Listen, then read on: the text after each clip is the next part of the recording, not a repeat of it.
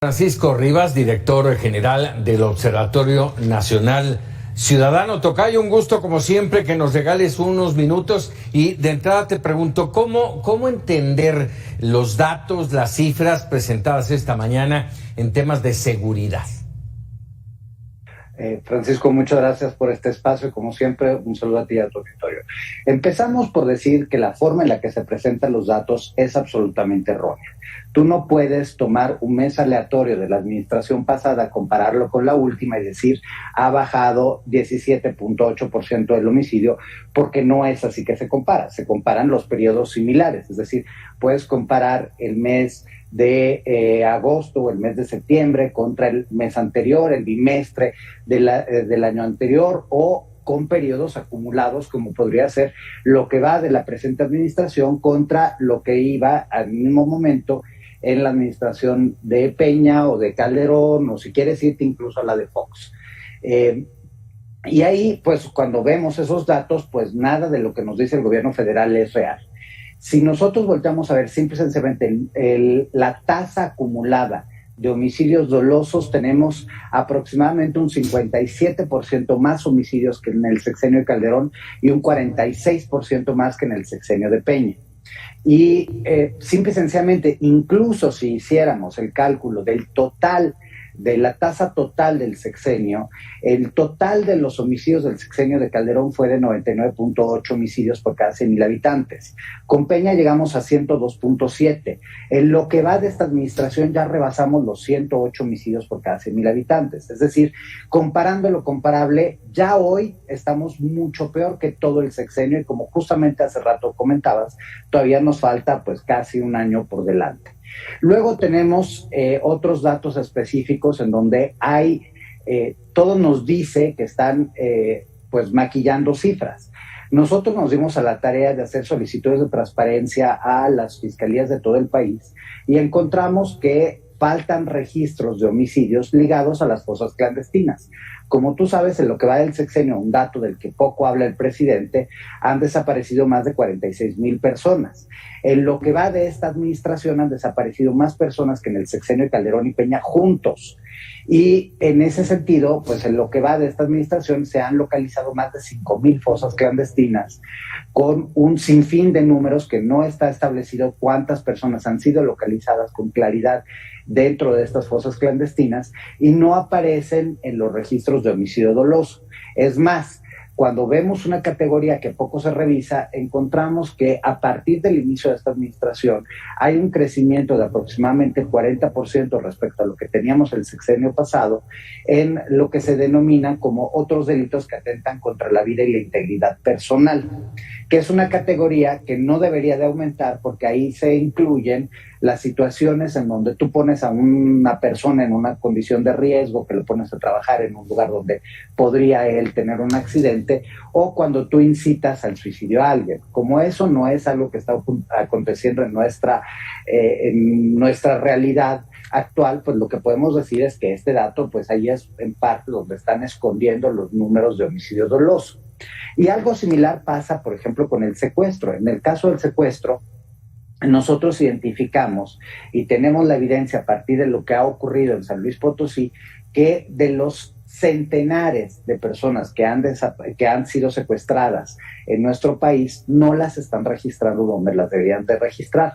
Las registran también ahí en una categoría que se llama otras privaciones ilegales de la libertad y no en secuestro. Entonces, pues sí hay una aparente disminución en la estadística que no es de la magnitud de la que habla el presidente, pero aún así, pues es porque están maquillando cifras. Y no hablemos, por ejemplo, del caso de la extorsión, en donde sí estamos por arriba del 60-80%, si comparado con las administraciones anteriores. Ahora, Francisco, no es que los números no sean correctos, que no sean datos oficiales, sino es el manejo, la forma en que se interpretan para construir una narrativa que hoy me llamaba la atención y decía, si no me recuerdo, la secretaria de Seguridad, Rosa Isela, vamos por el camino correcto. Bueno, ahí permíteme matizar. Yo creo que sí estamos hablando de datos incorrectos. O sea, hay una parte que es la presentación, que es la como te decía, tú no puedes comparar lo que no es comparable, tienes que comparar lo que sí es comparable.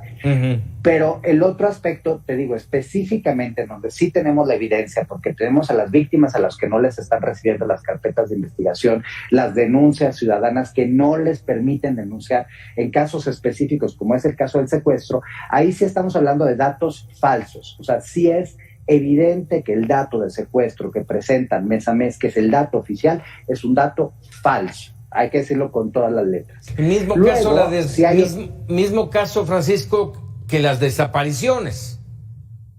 Mismo caso que las desapariciones y los homicidios. En el caso de las desapariciones, ahí hay un problema también a la base de construcción del dato. Es un dato de tipo saldo, es decir, si en un mes desaparecen 100 personas y encuentro a 20 personas, entonces se registran nada más 80. No es que nos dicen desaparecieron 100 personas en este mes y se encontraron 20 con o sin vida. Ahí pues ese es un error que nosotros hemos señalado a lo largo de los años, pero que no es de esta administración, sí viene desde que se construyó el Registro Nacional de Personas Extraviadas y Desaparecidas en el sexenio de Calderón y se publicó a partir del sexenio de Peña. Entonces este error es un error heredado completamente, ahí sí no le podemos dar la culpa a esta administración. Lo que sí debemos decir es, en el caso de las personas que localizan sin vida, que deberían registrar en la estadística de homicidio doloso, porque evidentemente si tú tienes un cuerpo ahí, lo primero que tendrías que hacer es investigar si fue un homicidio doloso. Puede que lo descartes si fue un homicidio culposo y tiene ciertas agravantes, pero pues tienes que investigar los casos, y eso es lo que no estamos viendo en términos de las carpetas de investigación. Y yo cerraría con un dato más que me parece alarmante. La secretaria siempre presume la disminución en el número de carpetas de investigación a nivel federal, y eso me parece terrible, porque si hoy vemos lo que ha acontecido en nuestro país, tú ahorita hablabas de las detenciones relevantes, pero muchas de esas detenciones no fueron hechas por las administraciones, por esta administración, fueron hechas en el extranjero o fueron... Oye, ni siquiera en muchos de los casos solicitadas por el gobierno mexicano, como el caso del exsecretario de Seguridad Pública. Como el caso del ex fiscal de Nayarit, como otros, en donde pues en realidad la investigación se hizo en Estados Unidos, la detención se hizo en Estados Unidos, en México no había absolutamente nada. En el caso específico de las carpetas federales, a mí que me preocupa. Tú sabes que la extorsión es el delito más grave que estamos sufriendo como sociedad mexicana.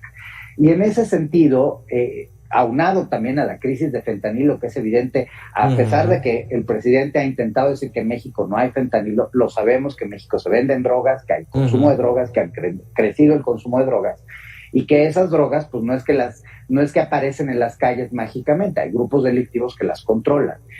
Tenemos los casos de delitos también que son financieros y que deberían de ser del orden federal, el huachicoleo, que sabemos que está en máximos históricos, y ahí no tenemos el número de carpetas de investigación porque no se están investigando los delitos.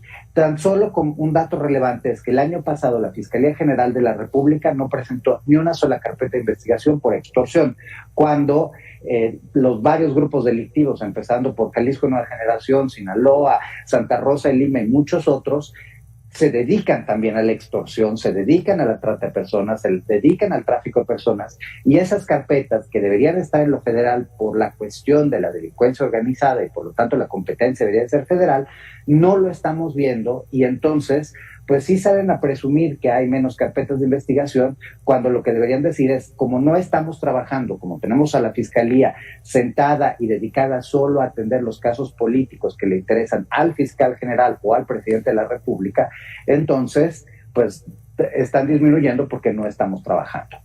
Oye, déjame por último preguntarte esto. Faltan, efectivamente, lo mencionaba yo hace un momento, 11 meses todavía, pero son 11 meses vitales. Viene un proceso electoral que ya está caminando. ¿Qué podemos esperar en materia de inseguridad y violencia, de temas de crímenes políticos? A ver, nosotros, como sabes, investigamos en 2018, 2021 y 2022 los temas de delitos electorales, violencia electoral y violencia electoral por condición de género. A excepción del proceso de este año, el 2023, en donde estuvo en contienda Coahuila y el Estado de México, ahí hubo muy pocos delitos. Realmente es un caso anómalo porque, contrariamente a lo que habíamos visto, que había un incremento sustancial, es decir, cada uno de los ejercicios electorales había sido más violento y con más delitos que el anterior. En los casos de Coahuila y el Estado de México no fue tan evidente y la violencia no fue tan sostenida. Pero quitando eso, lo que sí podemos decir es todas las elecciones, es más, a partir de 2016 es donde empieza a darse esta ruptura y empezamos a ver cada vez elecciones más violentas. Ahí es donde deberíamos señalar que sí hay un riesgo, que hay un riesgo importante para los operadores políticos, para los personajes políticos. Y lo que vimos, por ejemplo, que también eso debería estar investigado por la Fiscalía General de la República y no lo está, hemos visto una acción mucho más evidente y fuerte de la delincuencia organizada para atacar a grupos específicos. Es decir, la delincuencia organizada en 2021 y 2022 secuestró a operadores políticos de oposición para favorecer a Morena y tuvo un sinfín de acciones narcobloqueos en donde la Guardia Nacional no actuó. Nosotros, como sabes, tenemos 33 observatorios en lo local y documentamos casos como el caso de Michoacán, pero también lo vimos en Sinaloa, lo vimos en Nayarit, lo vimos en Colima, lo vimos en Michoacán.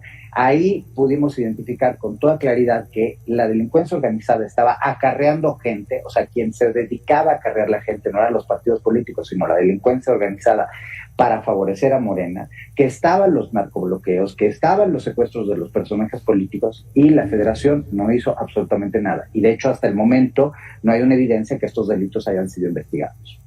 Caray, Francisco Rivas, como siempre, agradecido de estos minutos para Mega Noticias. Gracias a ti y los invito a que esperen noticias de nosotros. En un mes vamos a presentar un estudio sobre cuánto nos va a costar reconstruir las instituciones de seguridad a partir de lo que nos deja esta administración, que como sabes, pues los recortes presupuestales han puesto en gravísimas condiciones a las instituciones de seguridad y justicia, tanto federal como locales. Hagamos entonces un compromiso, Francisco, preséntalo aquí en un mes. Encantado, aquí estaremos. Pues muchísimas gracias, muy buenas noches. Buenas noches.